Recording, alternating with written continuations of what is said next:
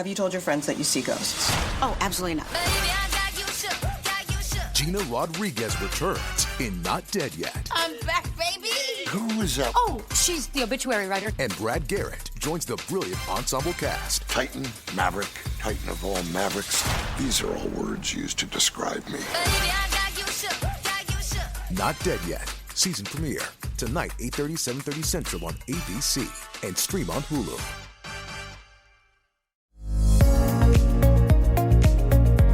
It's the Happy Families podcast. It's the podcast for the time-poor parent who just wants answers now. All this week on the Happy Families podcast, we are giving you a slice of advice around heading back to school, because heading back to school can be a time of upheaval. It can be a time of, what's the word that I'm looking for, Kylie? It can just be hard. Chaos. Chaotic. And the more kids you've got, the harder it is. And once they start saying, oh, I don't want to go to school, or I don't want that for my lunch, or any of those kinds of things, it gets even trickier. Yesterday, we gave you slices of advice, 6 of them. It's only supposed to be 1, but we got carried away. 6 slices of advice on tackling the school lunch issue. I think that there was some really good advice there. If you missed it, please go back and listen. Today, a slice of advice on morning routines, because let's face it, mornings are typically not magic in most homes around the country when it's time to get things ready for school. Supposed to be 1 slice of advice. We talked about this earlier. I came up with a couple. You came up with a couple. We've drilled it right down to a total of 4 slices of advice. 2 sandwiches. That's all. It's just 2 sandwiches. That's just a regular day for most people, right? Yeah, that's right. 2 sandwiches, unless you've got little kids. So today we're all about helping you to make your energy in your morning positive, get productivity and efficiency nice and high, and have everyone working for a smooth on-time departure. Because there's nothing worse than leaving the house 3-4 minutes late. You know you're going to get the traffic. You know you're going to get the lights. The kids will be late to school. You'll be late to work. Everyone's in an upheaval. And as you're driving into the school, you're kind of giving the kids this lecture about how they need to do better tomorrow, but you're trying to do it with a smile on the face because the principal's out the front greeting all the kids as they get out of the car. And you're like, bye, kids, I love you. And the kids are like, you haven't felt love for the last half hour. So slice of advice number 1. We've talked about this so many times over the years, Kylie, but I think that it still has to be my go-to for just basic practical stuff. Do as much prep as you can the night before. The morning begins the night before. Hard-won wisdom here. Yeah. We have spent plenty of times where I've had to do multiple trips to school because somebody's forgot their violin, or they've left the school hat behind, or the lunchbox sitting on the bench. This matters because we live, 20 minutes from the school?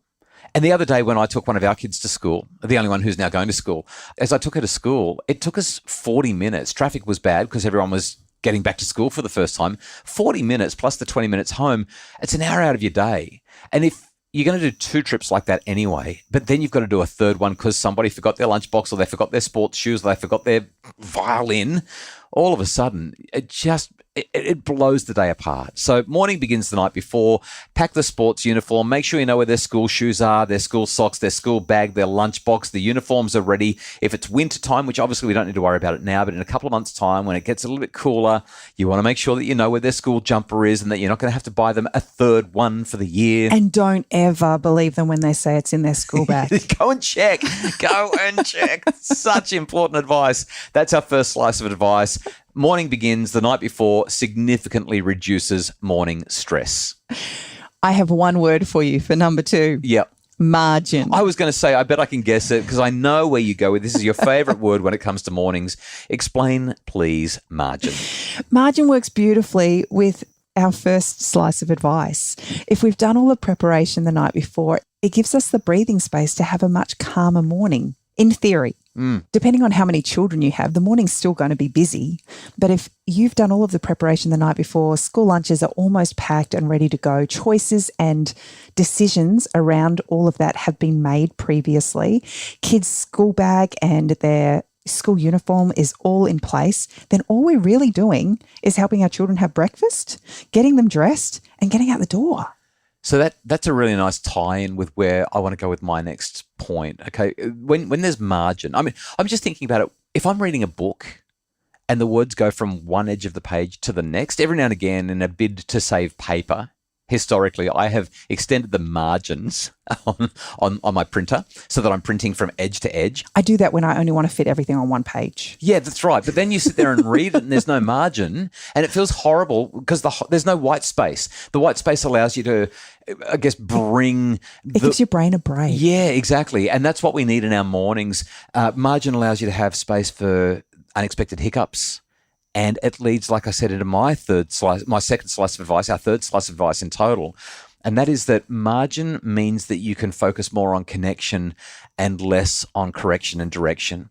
You can deal with, engaging well with the kids, relationship building, and dealing with any unexpected challenges like I don't want to go to school, or like I'm too busy staring at my screen to do the 3 or 4 things that I do need to do this morning. Well, even the child that's a little bit slow to get up in the mornings. Right. Having that margin means that I know that this child actually just needs a little bit of extra time. So I'm going to wake them a few minutes early, and I might even just lie on the bed and give them a snuggle. Yeah. As they kind of start to wake up and become aware of the world. And we might sing a song, we might say a prayer, we might read a story for a few minutes. I have the margin to do that because I've done all of the preparation the night before. So that morning begins the night before thing, I didn't say this before, but you've just said something so important. It's not just about the kids, it's also about us. Like if we want to have an effective morning, we've got to go to bed early enough, number one. That means not too many episodes of whatever series we're into. But we've also got to get our stuff organised so that we're getting up with some margin and that we're looking after our needs so that we can be present and available for the kids. Slice of advice number 1, morning begins the night before. Slice of advice number 2, create margin. Slice of advice number 3, less correction and direction and more connection. So correction and direction is the scolding and the reminding and the nagging and the what are you doing and why haven't you done what I said? And this is the 3rd time I've asked you to brush your hair. And why do you mean you don't know where the hairbrush is? It shouldn't be that hard. We only have 4 things to do and then we've got to get out the door. That's the correction and direction. The scolding, it just feels horrible. For connection, I think it works way better if you do the things that you've just highlighted, but also just a simple question like, oh, I noticed that you're staring at your screen. Does that mean that you've done everything? Because I'm looking at your hair and I do not think that you have done your hair and you just breathed near me and I can tell that your teeth aren't brushed either. What's next on your list? One of the things that I've loved doing, especially recently with a few of our kids, is if I see them kind of just wandering around and they're not doing what they need to do, I actually just grab them in a big bear hug and I say, what's next? Yes. It's just, it's that gentle reminder. It's just a couple of words. I'm not having to give them a lecture or anything like that, but that connection, that physical connection stops them in their tracks. And on top of what's next, a quick question. Do you need a hand? Can I help? That's, again, it's so connecting. And the kids will usually say, no, it's fine. I can brush my teeth on my own. But it's about saying, I'm here. I'm willing to be involved. I'm willing to be present. It's more connection, less correction and direction. Finally, number 4, it's great if we can help them create some anticipation about what's happening today at school. Is it they've got swimming lessons and they really enjoy getting in the pool? Is it that art class is on today, or they've got drama? Or they're just going to hang out with their friends. Catch up with their friends. Yeah. Maybe it's the fact that they know that they've got their favourite sandwich in their lunchbox. Kids who have something to look forward to each day, something that they're optimistic about, are far more motivated to move forward through the morning than those who are expecting nothing but misery. So, I mean, 4 slices of advice. It is hard to have consistently great mornings. You can do all of this sort of stuff and things can still, the bottom can fall out.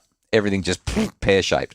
But the great thing is, if you've had lots of good mornings, then having the occasional one where things do fall apart, you've actually got greater capacity to deal with it because it's not a daily event.